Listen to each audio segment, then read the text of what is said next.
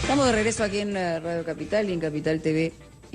Ustedes, si me siguen diariamente a través de Capital, se habrán dado cuenta que tengo una especial predilección por el tema que vamos a presentar a continuación, porque tiene que ver con cómo nos vemos como sociedad, ¿no?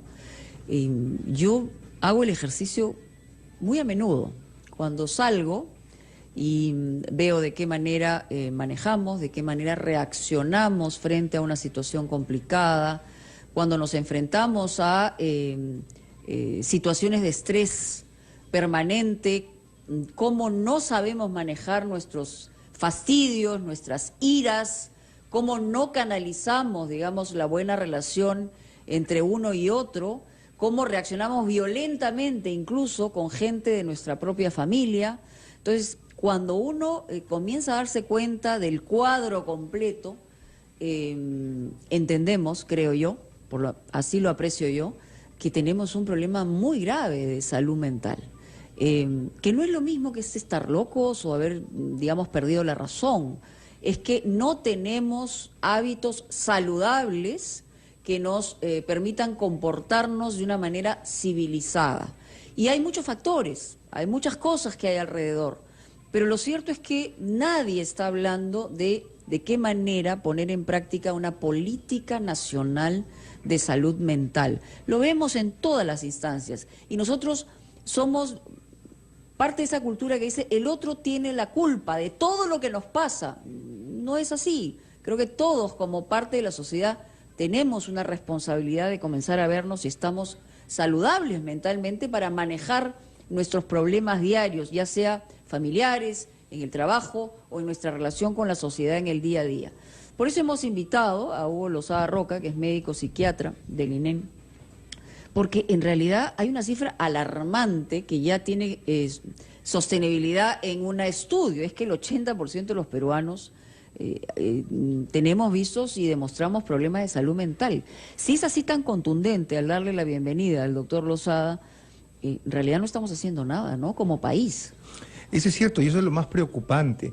En estos momentos, por ejemplo, el tema de los trastornos neuropsiquiátricos, porque vemos así en toda su composición, viene a ser, por ejemplo, la primera causa de días perdidos laborales por esta discapacidad. Ajá.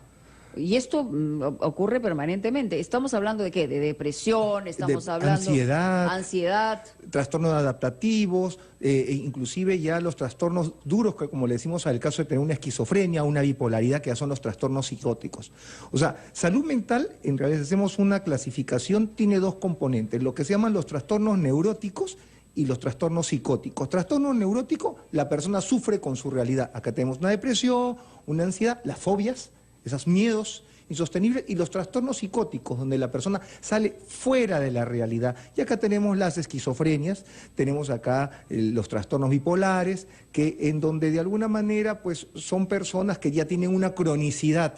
Y esto, digamos, es una cuestión genética, es decir, nacieron con ese problema y lo han desarrollado en el ambiente donde han crecido, ¿o es que se adquieren situaciones de esta naturaleza? Bueno, estas psicóticas. Claro, se habla ya de factores genéticos, familiares, pero no se ven todos los casos. Pero para eso también tiene que haber de por medio. Si bien nosotros podemos nacer con la predisposición, si el medio social circundante nos da las facilidades, llamemos así, para desarrollar, lo vamos a desarrollar. 2 de cada 10 niños sufren de ansiedad, o sea, niños pequeños. Y no solamente eso, sino 1 de cada 8 adolescentes va a ser problemas serios en su salud mental. El 34% de los adolescentes va a ser tiene ideación suicida. O sea, la figura, y 1 de cada 20 ha abandonado su casa en al menos un momento. O sea, cuando hablamos de salud mental, no solamente hablemos en sí del trastorno, sino de los factores que pueden ser desencadenantes para que la persona desarrolle un problema serio en su salud mental. La causa en el 80% de los suicidios es la depresión, ¿no? Sí, se dice que esta varía entre el 50 y 80%, aproximadamente el 5% de las depresiones, las personas van a hacer un intento suicida. ¿Cuándo uno puede percibir, observar que hay una personalidad bipolar? Porque se habla de 300.000 peruanos que padecen de esta enfermedad y a veces podemos estar con personas al lado o dentro de la familia y nosotros creemos que simplemente tienen reacciones alocadas, pues complicadas y que cambia, es muy voluble y cambia de la noche a la mañana. Podemos haber incluso tenido gente que dirige nuestras vidas y los destinos del país que también aparecen con trastornos de bipolaridad. O sea, en realidad puede estar dentro de nosotros, alrededor de nosotros y no darnos cuenta de eso. Puede estar acá mismo.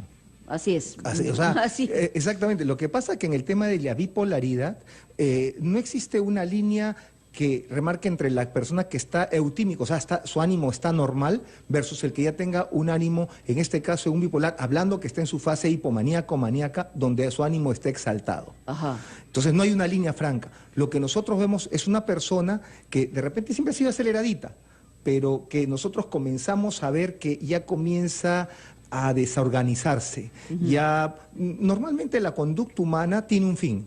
Cuando nosotros observamos que alguien en su conducta no tiene un fin, ahí tenemos que preocuparnos. ¿Cómo un fin en el sentido de un objetivo de vida? Por digamos? ejemplo, tú te levantas temprano y dices, me voy a ir a trabajar. Me voy a trabajar, claro. Claro, en cambio un bipolar dice, me levanto temprano, no sé qué voy a hacer. Quiero irme a trabajar, no, mejor ya no. Y comienzo a hacer una serie, o sea, quiero hacer mucho y no hago nada. Ya. Estoy irritable y encima tengo ideas sobrevaloradas de mi persona. Ok, me veo, digamos, sobredimensionado. Sobredimensionado. Soy muy pobre, por ejemplo, y me voy a Yokai y compro un montón de cosas con una tarjeta de crédito que de repente he tenido y no voy a tener cómo pagarlo.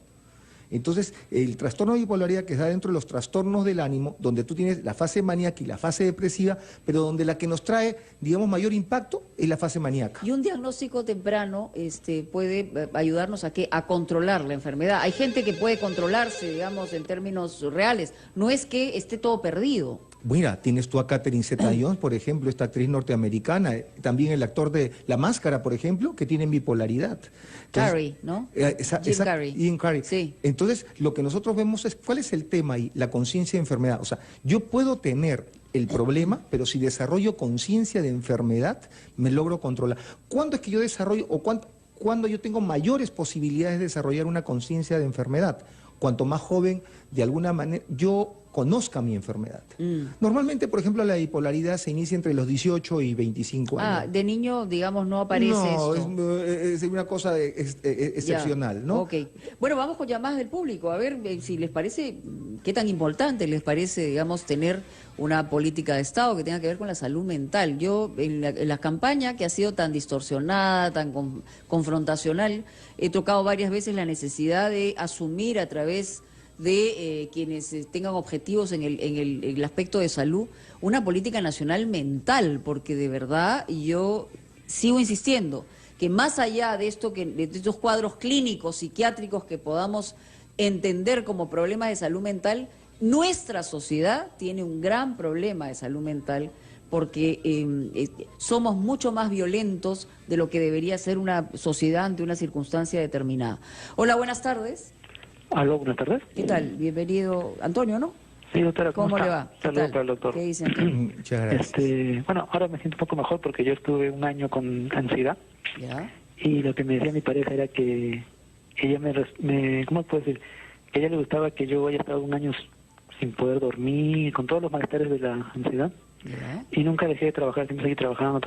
Incluso otras personas que conocí que sufrían de ansiedad me decían, ¿cómo puedes, salir a trabajar todos los días? Digo, bueno, si no trabajo, ¿cómo hago? Pues no, o sea, ¿con quién me atiendo? Porque yo fui a una institución pública y me dieron cita, fui un 5 de junio, me dieron cita para el 16 de julio, creo. Entonces yo dije, no, pues si necesito ayuda, mejor quiero ya. Entonces me fui a una clínica. Entonces por eso necesitaba seguir trabajando para pagar mi claro. Ajá. Y ahora yo estoy mucho mejor. Yo sí creo que debemos invertir más en salud mental. Y es muy difícil porque incluso la sociedad como Norteamérica, por ejemplo, que puede tener más presupuesto, vemos que hay chicos que cada 3 meses se meten a las escuelas a balear a sus compañeros. Entonces eso... no vamos a querer llegar a ese nivel de violencia acá también, ¿no? Bueno, gracias Antonio por tu testimonio y además el darse cuenta, el requerir ayuda no significa estar, digamos, pensando que estamos locos o que hemos perdido, como he dicho al principio, la razón. Hay todavía ese mito, hay ese prejuicio respecto al tema de la salud mental. Usted que es psiquiatra sabe perfectamente que la gente se muere de miedo. Hay dos cosas en las que se muere de miedo, aparte de ir al médico normalmente, ir a ver si tiene un problema, digamos, de salud mental y tener un problema de tipo sexual. Son las dos cosas que en realidad le complican la vida a la gente, ¿o no? Sí, eso tiene toda la razón. Y el otro tema, fíjate que el señor, mira lo que ha dicho que es interesante, y el tema de que el trabajo te entienda que vas a ir a un tema para una atención de salud mental, porque si en el trabajo se enteran de que yo voy a ir a tener una consulta en salud mental, ojo, ya están pensando en mi desvinculación, porque automáticamente ya me etiquetan de vulnerable. Y hay que tener, y ahí sí, o sea, la gente puede apelar al Ministerio de Trabajo por una situación de discriminación, porque esa sería una situación de discriminación Claro. si se ejecuta. Lo que pasa es que le encubren. Por ejemplo, yo he tenido flight hostess que por ejemplo, han venido por tema de depresión. Y sin embargo, el tema fundamental es que lamentablemente no podían seguir un tratamiento porque si ellas tomaban medicación para la depresión, no podían seguir volando, o siquiera seguir trabajando, que era lo peor de todo. No podían seguir trabajando. O sea, correcto, tiene este problema, te voy a dar a ti la oportunidad de que de alguna manera tú estés no estés volando, control, claro. en control, y sigues trabajando y sigues ganando. No, acá sencillamente te dicen, ¿sabes qué? Si no puedes, ya te están prácticamente avisando que la segunda te vas. Y aún más, el sistema que ellos tienen de las medicaciones que pueden recibir, por ejemplo, no contemplan, por ejemplo, el uso de antidepresivos, por lo menos en la amplitud que debería utilizarse. Muy bien, vamos con una llamada más. Aló, buenas tardes. Hola, Mónica. ¿Qué tal? Bienvenida a Capital. ¿Cómo estás? Saludos al doctor. Sí, escuchamos. Mira, yo cuando preguntaban ustedes también ahí en la radio cuál era como la agenda política más importante que yo pensaba, yo siempre digo que es salud mental, porque es algo que se obvia y como tú decías, a veces uno ve a una persona en la calle o a tu vecino que se altera o que tiene un carácter, entre comillas, extraño y tú lo echas porque, solamente tiene mal carácter y no te pones a pensar qué trastorno pueda tener, y es algo que yo lo viví con mi hija que tiene trastorno borderline. Entonces yo ya paro, mira, pero lo que no quiero es que la gente tenga que llegar a ver ya las consecuencias, sino que la prevención desde chiquitos es algo que no se hace y se asustan. Hasta mi hija no quiere que sepan que tiene ese problema, bueno, pero yo sí lo comento porque es parte de mi vida y yo como madre, por suerte no me trastorné porque es bien fuerte, pero eso, ¿no? De la prevención. Ok, vamos con otra llamada. Bueno, tengo que ir a una pausa primero y luego regresamos con más llamadas. Y en realidad hay que mirar, hay que observar, hay que prevenir y hay que actuar, porque no nos quedemos solamente en la observación. Regresamos. Muy bien, quedó una llamada.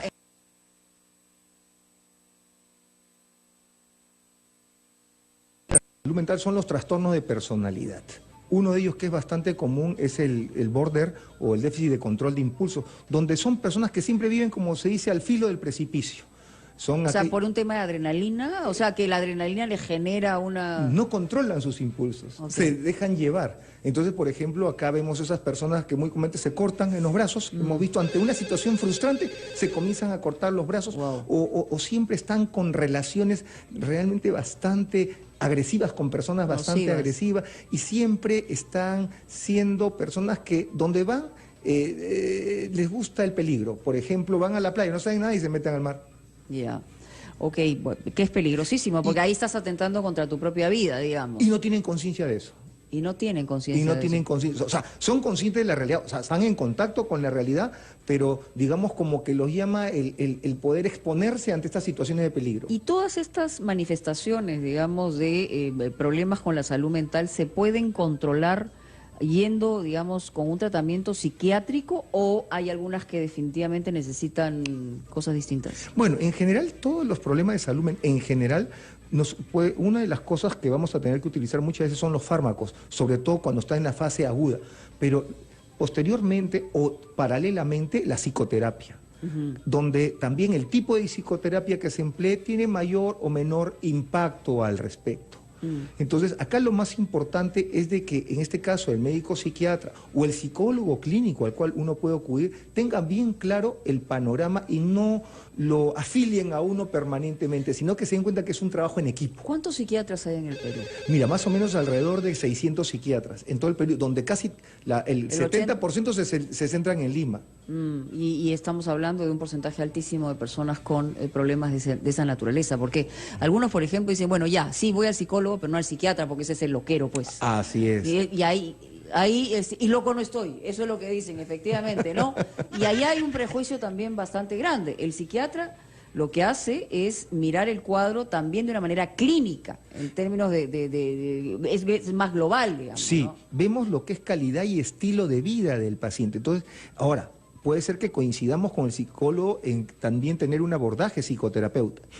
O sea, no todo psicólogo es psicoterapeuta, ni todo psiquiatra es psicoterapeuta. Correcto. Lo que normalmente hacemos ambos es hacer una corriente psicoterapéutica. Correcto. Pero es importante trabajar de la mano siempre con el psicólogo para poder trabajar estos temas a nivel de familia, por ejemplo. Que eso es muy importante, como lo ve uno. Importante. Hola, buenas tardes. Buenas tardes. ¿Qué tal? Bienvenido a Capital. Buenas tardes, muchas gracias. Doctor, muy buenos días. Buenos Señora días. Delta, muy buenas tardes. ¿Cómo le va? ¿Qué tal? Arequipa. Sí, Aló. sí, lo escuchamos, Aló. señor. Ya. Estoy pensando en cuál sería la relación de este problema de salud mental cuando el ser humano tiene una búsqueda continua de la felicidad y encuentra frustraciones continuas más en un mundo tan competitivo, y de qué manera el contexto de repente es uno de los factores que contribuyen a una salud mental no correcta. Allí estamos con el problema también de la gente que es sumamente responsable, quiere ser responsable y se le presentan 1000 problemas y entra en un caos prácticamente emocional. Muchas gracias. Ok, gracias. Mira, interesante, está hablando acá un tema de plan de vida. Pues. Indudablemente que esto nos ocurre desde que nacemos. Ahora, naces tú y tu papá y tu mamá trabajan. ¿Con quién te comienzas a criar normalmente? ¿O con el empleado, con una tía o con la abuela? Sí, Ya de claro. por sí comenzamos a tener falencias emocionales y también falencia de valores muchas veces. Entras al colegio, ¿a quién le queremos descargar toda la responsabilidad? Al profesor, porque yo sigo trabajando como papá y mamá, y de acuerdo a mi estrato, es sencillamente que en los momentos en donde yo puedo permanecer en casa por unas vacaciones, pues la manera como calmo mi culpa, te llevo de viaje. Ese es el segundo. Después entramos a la etapa ya de la universidad, ya ahí está el daño hecho. Sí, Ya claro. de alguna manera ya marco una distancia, y ahí empieza el otro problema, los problemas de drogas.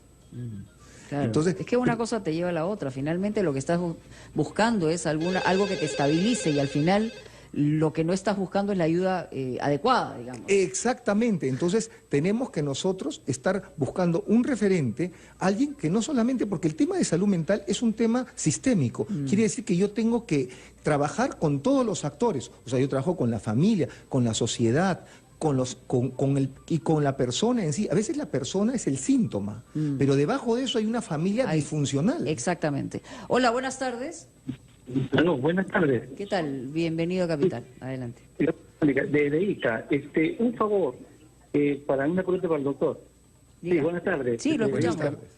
Mire, tengo 48 años de edad y la verdad que mi salud mental está bastante deteriorada. Siento temor a todo, miedo a todo, quiero viajar, no puedo viajar al norte. Mi vida ha hecho un cambio rotundo, doctor. He asistido a un psiquiatra clínica, pero hace 9 meses me da Neuril, Eradán, y sigo con lo mismo. O sea, le pido a usted una ayuda, porque la verdad que ya no sé qué hacer. He estresado a mi familia, a mi padre, a mis hijos, a todos. Y siento miedo de que algo me va a pasar. Y la salud mental, la verdad, Mónica, lo felicito por el programa, es desestresó, no sé, no tengo palabras para poder expresar lo que uno siente. Tengo miedo a todo, doctor. Una preguntita solamente, digamos, para que el doctor tenga mayores capacidades de analizar. ¿Esto le ha pasado de un momento a otro o ha venido pasando todo el tiempo en su vida? No, ha sido de un momento a otro que se me vino y ya tengo exactamente 2 años con esto y no, hasta ahorita no lo puedo controlar. Usted lo que experimenta es como una sensación de muerte, ¿no? Que se le viene una angustia muy grande. ¿Estoy en lo correcto? Sí, como que me va a dar un paro cardíaco, como que me voy a desmayar. Así es. Ok, gracias. Bueno, estamos hablando, dentro de los trastornos de ansiedad hay la fobia, y dentro de la fobia hay los trastornos de pánico. Es una Que son ansiedad, ahora más comunes, ¿ah? Sí. Y en gente joven y en gente no tan joven, ¿no? exactamente, que puede o no tener causa, pero es una sensación ante un miedo indescriptible que no sé por qué, dentro de una irracionalidad, donde yo tengo unas palpitaciones, sudoraciones, tengo una sensación es realmente una sensación, cuando lo describen los pacientes, una sensación horrible y es discapacitante.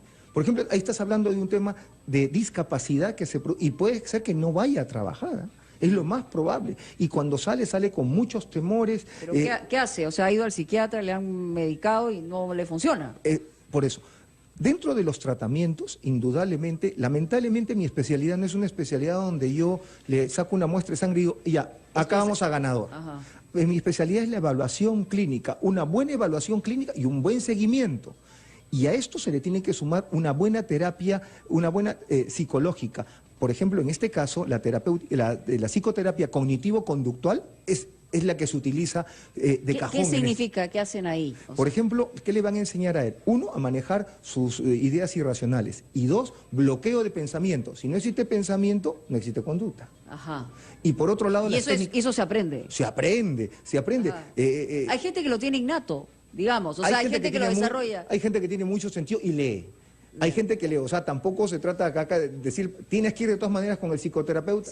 No, a veces hay gente que leyendo se da cuenta que utiliza, porque mira, si tú entras al internet, tú encuentras hasta inclusive para que te puedas entrar en una relajación, encuentras videos, encuentras música. Y ahora, a todo el mundo le pasa, o sea, cuando uno tiene una circunstancia determinada que no es favorable, uno comienza a pensar negativamente y sabe que se puede ir hasta lugares infernales, pero ahí es donde uno lo corta, digamos, ¿no? Bueno, pero sí lo puede cortar en términos de capacidad de reacción de tu propio organismo, ¿no? Claro, por eso, una de las cosas que tenemos, que la cultura del peruano, lamentablemente por estos ancestros que nosotros, y como se dice, tenemos de Inga y de Mandinga, el peruano de por sí es catastrófico. Y Parandinga, porque tenemos todo en realidad. Pregúntale a alguien cómo te va a ir, y ¿qué te va a decir la mayoría? Sí. Me va a ir mal. O sea, nosotros ya tenemos un sustrato, llamémosle así, y hay de que negativo. Pelearla. Exactamente. Y hay que pelearla. Y hay que pelearla. Entonces, a esto nosotros tenemos que dar, y lo que dice el señor es válido, ¿cuántos tenemos un plan de vida?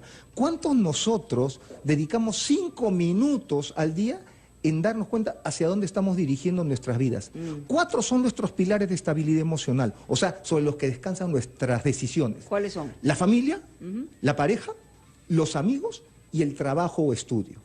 La familia, cuando me refiero a la familia, me refiero al papá, mamá, los primos, tíos, todo. O sea, la familia extendida. La familia extendida, o sea, de que yo ya siento que es un nuclear, soporte. Claro. La pareja, me refiero bidireccional, claro. La única pareja. No es que si tienes dos doblemente estabilidad, una pareja. No te desestabiliza, más bien. Exactamente. Los amigos como red social y un buen trabajo. Cada uno de estos me ofrece hasta el 25% de mi estabilidad emocional. Estos son las 4 patas de una mesa, pues. Y para hablar de riesgo de desestabilización, la sumatoria debe ser menor al 75%.